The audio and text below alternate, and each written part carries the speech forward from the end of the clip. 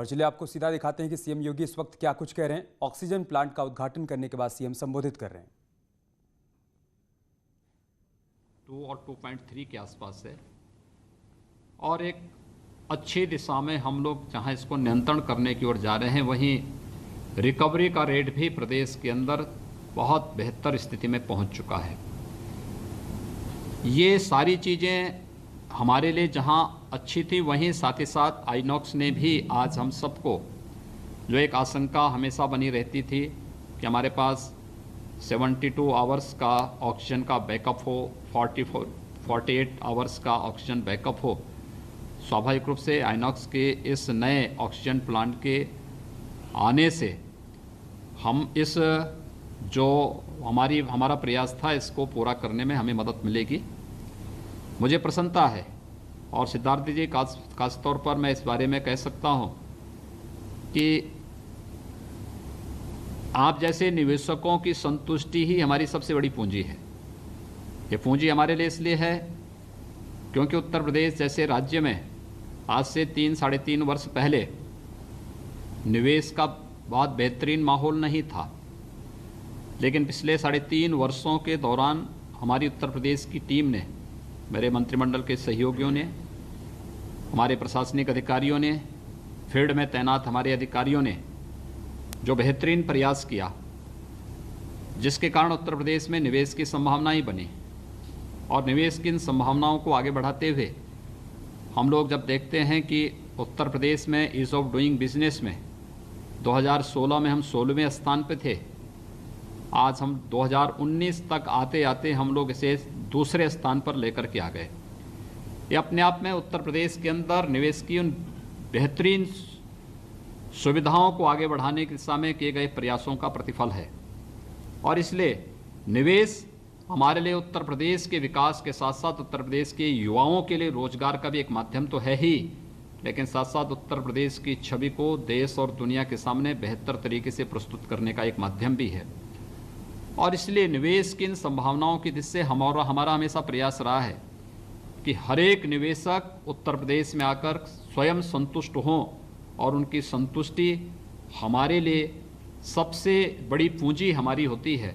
और इस दिशा में जो प्रयास प्रारंभ किए गए हैं, मुझे बहुत प्रसन्नता है कि आइनॉक्स ग्रुप ने उत्तर प्रदेश में मध्यांचल क्षेत्र में एक नए प्लांट लगाने में अपनी इच्छा व्यक्त की है, और मैं चाहूँगा प्रदेश सरकार इसमें भरपूर सहयोग करेगी। मुझे प्रसन्नता होगी। ये चीज़ें आने वाले समय की आवश्यकता है, क्योंकि कोविड-19 ने हमें हेल्थ इंफ्रास्ट्रक्चर के स्ट्रेंथन के लिए भी एक नई चेतावनी दी है। और हम लोगों ने देखा है कि जितना हम बेहतरीन कर सकते हैं, नहीं तो उत्तर प्रदेश जैसे राज्य में अगर हमारे पास अगर वही जर्जर ढांचा होता, क्या स्थिति होती कोविड-19 के दौरान, कितनी मौतें होती, किस प्रकार की त्रासदी होती।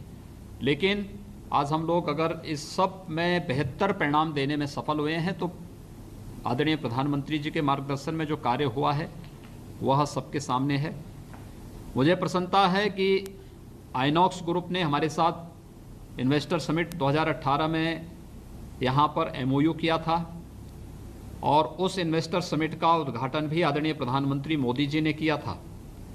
और जब जुलाई 2018 में हम लोगों ने यहाँ पर फर्स्ट ग्राउंड ब्रेकिंग का सेरेमनी आयोजित किया था, उस समय आदरणीय प्रधानमंत्री जी ने इस प्लांट की आधारशिला रखी थी। और आज मुझे प्रसन्नता है कि इस प्लांट की आधारशिला के कार्यक्रम को प्रधानमंत्री जी के द्वारा जो आधारशिला रखी गई थी, उसके उद्घाटन का सौभाग्य मुझे और मेरी पूरी टीम को प्राप्त हो रहा है। मैं इसके लिए सिद्धार्थ जी आपको, आपकी पूरी टीम को हृदय से बधाई देता हूं। पूरी टीम का मैं अभिनंदन भी करता हूं, और अपनी इस पूरी टीम को भी हृदय से धन्यवाद देता हूं, इनका अभिनंदन भी करता हूं, जिन्होंने लग करके आइनॉक्स ग्रुप की हर एक समस्या का समाधान किया है। चाहे वह अपर गंगा नहर से जल की आपूर्ति का मामला रहा हो, चाहे वहाँ पर अन्य जो भी स्थानीय समस्याएं थी उनका समयबद्ध निस्तारण करने की बात रही हो। मुझे लगता है एक सामान्य रूप से लोग इस बात को मानते थे कि आखिर इससे क्या होगा, लेकिन ऑक्सीजन की आपूर्ति कितना महत्वपूर्ण हो सकता है, ये हम लोगों ने अभी महसूस किया जब कोविड-19 के इस कालखंड में एक समय में कुछ राज्यों में जब ऑक्सीजन की कमी महसूस हुई, लिक्विड ऑक्सीजन की कमी महसूस हुई, तो उस स्थिति में ये सब ने महसूस किया कि वास्तव में इस प्रकार के मेडिकल ऑक्सीजन की आपूर्ति की और इसके प्रोडक्शन की आवश्यकता का कितना महत्व हो सकता है। आज जो कार्य पूरा हो रहा है, मैं एक बार फिर से आइनॉक्स ग्रुप को उत्तर प्रदेश में इस निवेश के लिए और कोरोना कालखंड में मेडिकल ऑक्सीजन की आपूर्ति के लिए, यानी जो मुझे बताया गया कि तो सीएम योगी को सुन रहे थे आप, जिन्होंने ऑक्सीजन प्लांट का उद्घाटन किया। प्रधानमंत्री मोदी का सपना था जो आज 2 साल बाद 300 करोड़ की लागत से साकार हुआ है। और अब रुक करते हैं उत्तराखंड की खबरों का। शुरुआत टिहरी की खबर से करते हैं, जहां पर वाहन के मामले में जो कि झील में गिर गया था, अपडेट सामने आया है। कोटेश्वर झील में गिरे वाहन के मामले में अभी तक व्यक्ति का पता नहीं चल पाया है। 3 लोगों की डेड बॉडी बरामद हो चुकी है। 28 सितंबर की देर रात कोटेश्वर झील में यह हादसा हुआ था। यहाँ पर ये वाहन झील में समा गया था और उसके बाद रेस्क्यू ऑपरेशन चलाया गया। अभी तक एक व्यक्ति का कोई पता नहीं चल पाया है। सौरभ हमारे साथ जुड़ चुके हैं। सौरभ, क्या जानकारी, क्या अपडेट है? मैं आपको बता दूं, 28 सितंबर की देर रात देहरादून से रुद्रप्रयाग के ओखीमठ ये वाहन जा रहा था, जो कोटेश्वर झील के पास करीब रात के 3-3:15 बजे दुर्घटनाग्रस्त हो जाता है। जिसके बाद फिर इसकी खोजबीन की जाती है तो 2 दिन बाद पता चलता है मोबाइल ट्रैकिंग से कि एक कोटेश्वर झील में समा गया था। उसका सर्च ऑपरेशन चलाया जाता है, एसडीआरएफ की टीम बुलाई जाती है, तो एक युवती का शव बरामद होता है। उसके अगले दिन 2 और शव बरामद होते हैं, लेकिन अभी तक एक जो युवती सहित इसमें 4 लोग सवार थे, तो एक व्यक्ति का शव अभी तक लापता चल रहा है। एक व्यक्ति लापता चल रहा है, उसको लगातार खोजबीन कराया जा रहा है। और कोटेश्वर झील की साइड पानी बढ़ने की वजह से जो सर्च ऑपरेशन है उसमें भी खासी दिक्कतें आ रही। ठीक है, बहुत शुक्रिया आपका हमारे साथ जुड़ने के लिए और जानकारी हम तक पहुंचाने के लिए। सीएम त्रिवेंद्र एक योजना का शुभारंभ करने वाले हैं। मुख्यमंत्री सौर स्वरोजगार योजना का शुभारंभ करेंगे सीएम आज। सीएम त्रिवेंद्र अब से थोड़ी देर बाद शुभारंभ करने वाले हैं। सब्सिडी के साथ सोलर प्लांट लगा पाएंगे लोग। ऊर्जा निगम खरीदेगा सोलर प्लांट की बिजली। बड़ी खबर हम आपको बता रहे हैं, इस योजना का शुभारंभ करने वाले हैं सीएम योगी, मुख्यमंत्री त्रिवेंद्र सिंह रावत।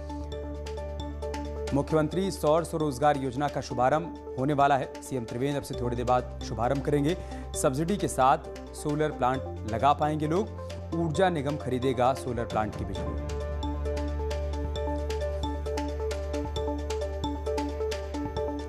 वहाँ पर जो हमारे वैकल्पिक ऊर्जा के अधिकारी हैं, उनसे संपर्क करके वहाँ अपनी एप्लीकेशन देगा।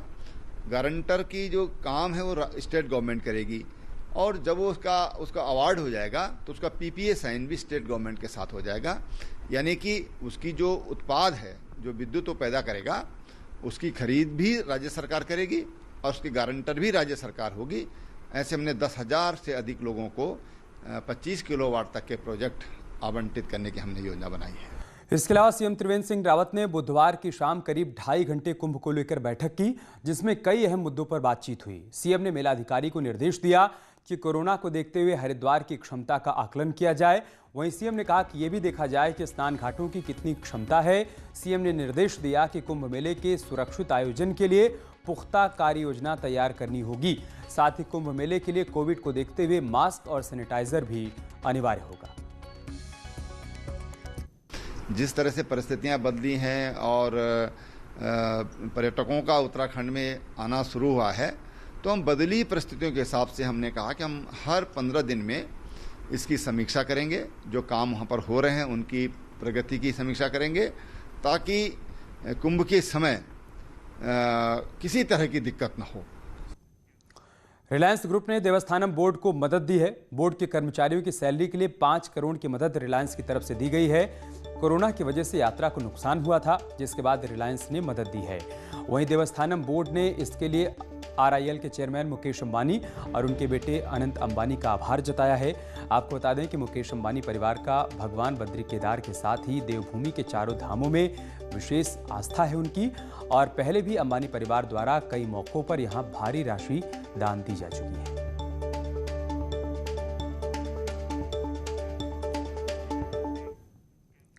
देवस्थानम बोर्ड में 5 करोड़ के दान के लिए सीएम त्रिवेंद्र सिंह रावत ने रिलायंस ग्रुप के चेयरमैन मुकेश अंबानी और उनके बेटे अनंत अंबानी का आभार जताया। सीएम ने कहा कि अंबानी परिवार की बद्री केदार में अटूट आस्था है। सीएम ने कहा कि RIL के चेयरमैन मुकेश अंबानी से उनकी जब मुंबई में मुलाकात हुई थी तब भी उन्होंने सहयोग की बात कही। जो बोर्ड है हमारा, उसके लिए आज ही अनंत अंबानी जी ने 5 करोड़ रुपया दान किया है। मैं इसके लिए उनको बहुत धन्यवाद करता हूं। उनकी उत्तराखंड के प्रति, हमारे बाबा बद्री केदार के प्रति अखंड आस्था है और वो हर वर्ष यहाँ पर बाबा से आशीर्वाद लेने भी आते हैं। और जब हमारी मुलाकात हुई थी तो उन्होंने ये कहा था कि भाई बद्रीनाथ जी के लिए, केदारनाथ जी के लिए जो कुछ भी आप चाहते हैं तो हम उसमें भरपूर सहयोग करने के लिए तैयार हैं। वन और जानवरों के बचाव के लिए टोल फ्री नंबर जारी करने की बात सामने आई है। सीएम त्रिवेंद्र आज लॉन्च करेंगे टोल फ्री नंबर। सीएम शाम 4 बजे ये नंबर जारी करेंगे। टोल फ्री नंबर पर जनता शिकायत कर पाएगी। जंगलों की आग की घटना की जानकारी भी लोग दे पाएंगे। बड़ी खबर, अच्छी खबर हम आपको बता रहे हैं। आज सीएम शाम 4 बजे टोल फ्री नंबर जारी कर देंगे जिस पर लोग शिकायत कर पाएंगे। जंगलों की आग की जो घटनाएं होती हैं उसकी जानकारी भी दे पाएंगे और साथ ही साथ वन्य जीवों की जानकारी भी इस टोल फ्री नंबर के माध्यम से संबंधित विभाग को और कार्यालय को दी जा सकती है।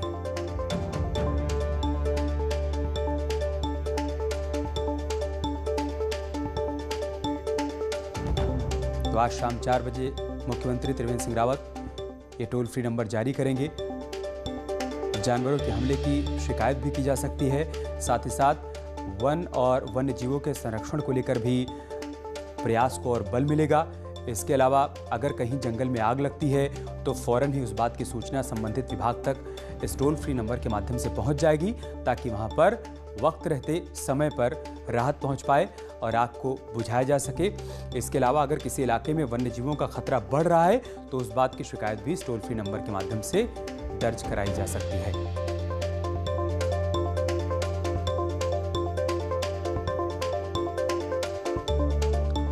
और हमारे साथ पराग मधुकर धकाते जी जुड़ चुके हैं जो कि मुख्य वन संरक्षक हैं। पराग जी, हम आपसे समझना चाहेंगे कि इस टोल फ्री नंबर के माध्यम से क्या कुछ बदलने वाला है, इससे क्या सहूलियत मिलने वाली है?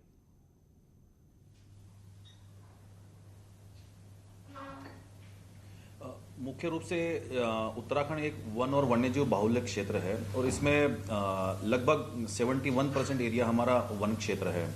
तो इसके साथ साथ यहाँ पे हिमालय क्षेत्र के साथ साथ तराई के भी ऐसे क्षेत्र हैं जहाँ टाइगर, लेपर्ड, हाथी, स्नो लेपर्ड और ऐसे अन्य जानवर मिल जाते हैं वहाँ पे। और इसमें बहुत बार ये होता है कि मानव वन्यजीव संघर्ष की घटनाओं के लिए जो है एक सिंगल विंडो सिस्टम या लोगों को विभाग तक पहुंचने के लिए व्यवस्था नहीं हो पाती है।